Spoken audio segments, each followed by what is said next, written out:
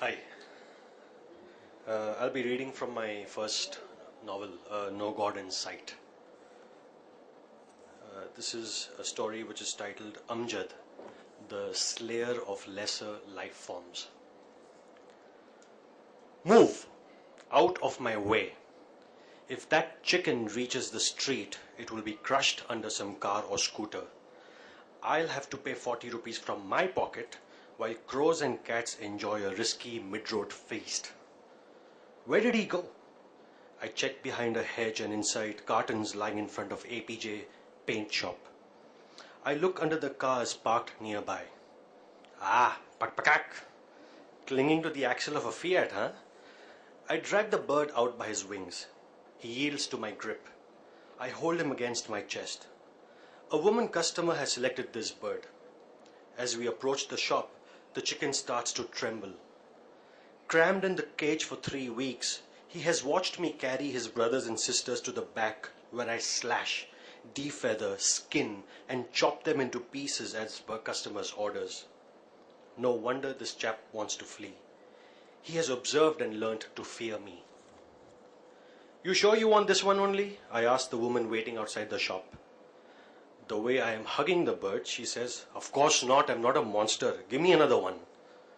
Just as I'm about to put the freedom fighter back into the cage, a youth standing next to the woman says, I'll take that bird. I say, Are you sure? This one? My boss Jamal says, Of course he's sure, just give the customer what he wants. I shrug, just a butcher. I take the chicken to the back of the shop and press its quivering neck on the chopping board. It croaks, like a person choking on life. Man and beast become identical when death looms. No one wants to die. I know, I have killed men. Medina Chicken Mart is a halal shop, not some sinful jhatka house like those Sikhs have up north. Here I slice chicken necks while reciting Quranic verses till the blood drains away and the bird has stilled.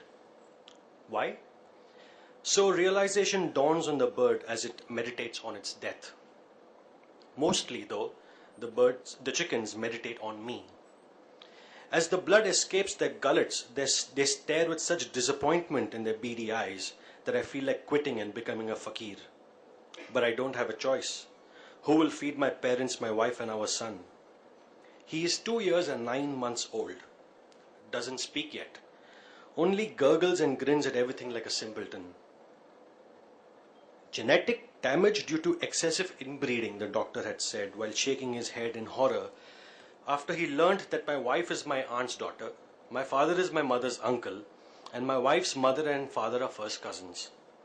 Whatever. My son will improve as he grows. Allah is great.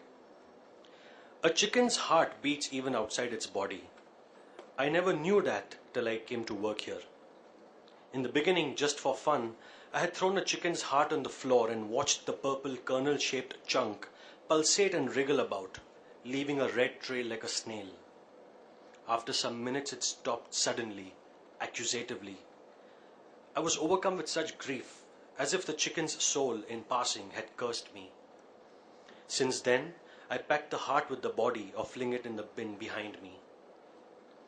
Every 2 months, coinciding with the breeding habits of chickens, the price of their meat goes above rupees 50 per kilo. Customers prefer mutton or beef. No one enters the shop then. I sit and stare at the livestock. What else to do? The cage has 5 levels. The chickens in the top row are fresh arrivals. They come from the farm in a round wicker basket. Twice a week, 10 at a time, clean and calm and unsuspecting. They gape like awestruck villagers, not understanding why the old-timers in the racks below are so noisy and difficult. As they begin their row-wise descent to death, these new chickens, worn out by heat, fear, and lack of space, gradually become restless and cranky till at last they turn so unlovable as to deserve to die. I get attached to a bird at times. If it is especially comical or very weak like my Ziyad, I keep it aside till Jamal spots it in the cage and wonders why it isn't being offered to customers. He is sly, keeps an eye on everything with a handkerchief perpetually pressed over his nose. Customers wink at me. Where's your Murge Azam? They ask when Jamal Seth isn't around. He is hardly ever there. It is I who opens Medina Chicken Mart in the morning.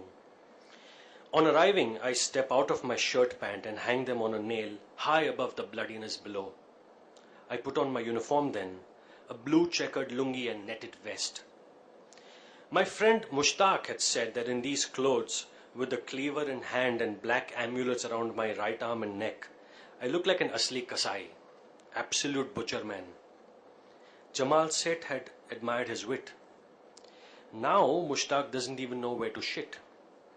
He has been circling the city yelling mother-sister abuses for 8 years, ever since his laundry-cum clothes rental shop at Anjeer Wadi was gutted by neighbouring slum dwellers. It was the night after the masjid was broken. The night people stopped being neighbours, cobblers, tailors, bakers, vendors or drivers, and everyone turned Hindu or Muslim, Hindu against Muslim. It was the night some Hindus wished they weren't Hindu and most Muslims wished they weren't Muslim. When the curfew lifted 3 days later, Mushtaq rushed out like other anxious businessmen. He searched Anjeer Wadi for his shop, not finding it where it should have been, as if shops could be mislaid. He ran in and out of the slums gullies, refusing to believe that 15 square feet of ashen heap was his shop. He has been searching ever since, refusing to believe. On spotting Mushtaq running by, I catch him by his grimy collar and drag him to a food stand where I feed him enough to last a day. Who knows when I'll see his crazed face again. I used to give my lungi and vest to Mushtaq for washing. No one ever asked to rent them, of course. Now a dhobi, a bhaiya from UP, launders my clothes and demands 5 rupees extra to ignore the gore, the stink. It drives my wife Leila up the wall and over the roof. Why pay that dhobi extra? What am I here for? I'll wash your clothes, she says. But I refuse to let her.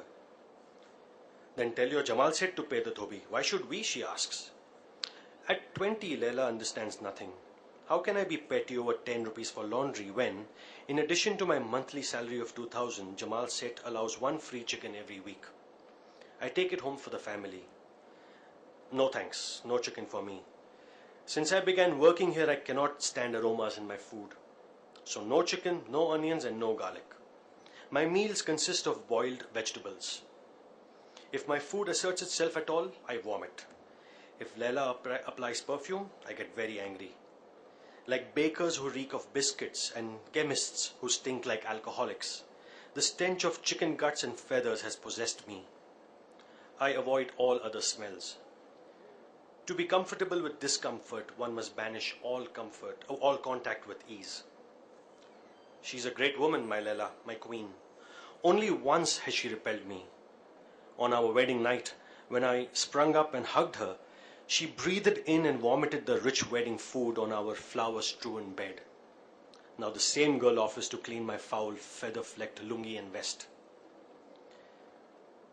Yet there is something even my Leila seems to have an everlasting aversion to. Cockroaches. She screams at them as if they were mosque wreckers.